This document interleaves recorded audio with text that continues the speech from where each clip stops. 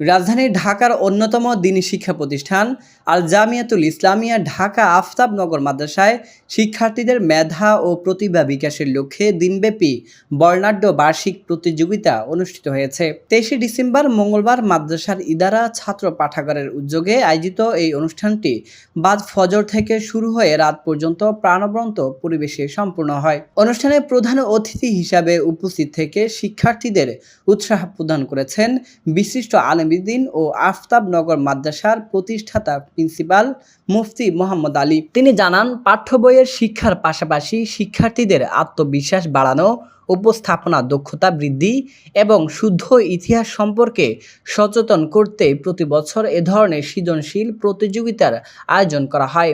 সে ধারাবাহিকতায় আজকের এই আয়োজন। সাহাবায়ে কেরামকে মেয়াদে হক মানে না, সত্যের মাপকাঠি মানে না এবং ব্যঙ্গ করে তারা ভ্রান্ত দল, তারা ভ্রষ্ট দল, এতে কোনো সন্দেহ নাই।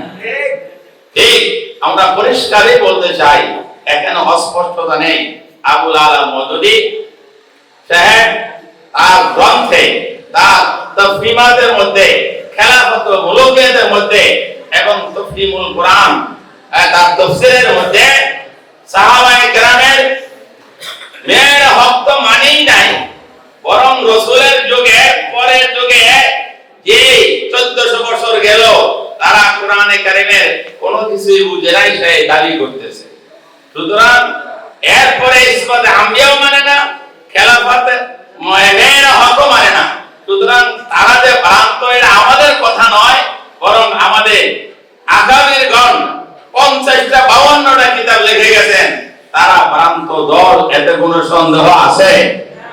বর্তমান প্রেক্ষাপটেও তারা হাজারো ক্ষমা চায়, 71-এর ক্ষমা চায়, মওদুদী জবাব, কিন্তু এই কথা একবারও বলে না যে মাওলানা মওদুদী সাহেবকে ইসমতে আম্বিয়া বিরোধিতা করছেন, ঠিক করে নাই, আমরা তার সঙ্গে একমত না।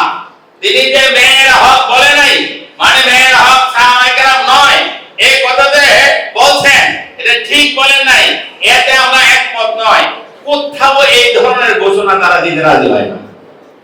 কারণ এই কথা দিতে রাজি হয় না, তাহলে তারা যে ভ্রান্ত, এতে কোনো সন্দেহ নেই, কোনো সন্দেহ নাই।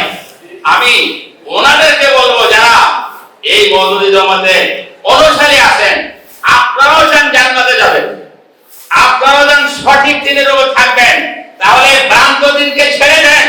আপনাদেরকে আহ্বান করি, আমরা সকলকেই সঠিক দিনের উপর, হযরত ইবনে মাসউদ রাদিয়াল্লাহু তাআলা আনহু যেরকম ভাবে বলছেন যে তাদের অনুসরণ করো, সাহাবায়ে কেরামের অনুসরণ করো, তাহলে হকের উপরে থাকতে পারবা। যারা না বুঝে আপনারা সেই অন্ধ অনুকরণ করতেছেন, তাদেরকে আমি আহ্বান করব, দাওয়াত দিব, আপনারা সেই ভ্রান্ত পথাদর্শ থেকে চলে আসেন, বোঝার চেষ্টা করেন। আর যারা দুনিয়ার স্বার্থে, ক্ষমতার স্বার্থে বুঝে শুনে ছাড়বেন না, তাদের ব্যাপারে তারা আমি কিছু বলতে পারতেছি না। কিন্তু আমাদের তাদের সঙ্গে কোনো দিনই এই বিষয়ে আপোষ হতে পারে না, আপোষ হবেও না। আজকে পৃথিবীর সমস্ত উলামায়ে হাক্কানি, বাংলাদেশের উলামায়ে হাক্কানি, বিশেষভাবে কওমি মাদ্রাসা, তা সকলেই অত দুই একজন রাজনৈতিক কোন হিকমতের কারণে তাদের সঙ্গে সঙ্গ দিচ্ছেন, তাদেরও একই বিশ্বাস, তারা ভ্রান্ত জমাত, এত কোনো সন্দেহ নাই। তাই আমি যারা এই ব্যাপারে সন্দেহান আছেন, সারা পৃথিবীর মুসলমান, বাংলাদেশের মুসলমানদেরকে সতর্ক করতে চাই, এই ভ্রান্ত মতবাদ থেকে আপনারা দূরে থাকেন। ভ্রান্ত মতবাদে অনুগত আপনারা হবেন না, বরং যারা আছেন তারা দূরে সরে আসেন, হক পথে চলে আসেন, এটি আমাদের নাজাতের ব্যবস্থা হবে।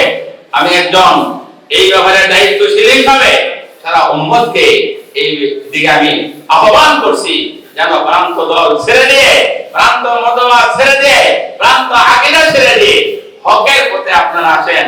মাদ্রাসা মিলনায়তনে অনুষ্ঠিত এই প্রতিযোগিতার শিক্ষার্থীরা হিফজুল কোরআন, হামদ, নাত এবং আসমাউল হুসনা পাঠের মাধ্যমে তাদের সুপ্ত মেধার পরিচয় দেয়। প্রতিযোগিতার অন্যতম আকর্ষণ ছিল বাংলা, আরবি ও ইংরেজি 3টি ভাষার তথ্যবহুল বক্তৃতা প্রতিযোগিতা।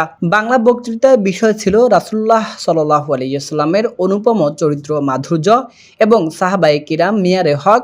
এছাড়া ইসলামে নারীর অধিকার শীর্ষক বিষয়ে শিক্ষার্থীরা আরবি ও ইংরেজি ভাষায় সাবলীল বক্তৃতা তুলে ধরে উপস্থিত দর্শকদের মুগ্ধ করে। প্রতিযোগিতায় সিরাত ও ফিকহ শাস্ত্রের পাশাপাশি জাতীয় ইতিহাস ও সাম্প্রতিক সমসাময়িক ইস্যুকে বিশেষ গুরুত্ব দেওয়া হয়। কুইজ প্রতিযোগিতায় বিষয়গুলোতে স্থান পায় আফতাবনগর মাদ্রাসা, সিরাতে রাসূল সাল্লাল্লাহু আলাইহি ওয়াসাল্লাম, 24শে জুলাই গণঅভ্যুত্থান, 71-এর স্বাধীনতা যুদ্ধে ওলামায়ে কেরামের অবদান এবং দারুল উলুম দেওবন্দ। ইফতা বিভাগের শিক্ষার্থীদের জন্য ফিকহ শাস্ত্র ও ইমামগণের জীবনের উপর বিশেষ কুইজ পর্বের আয়োজন করা হয়।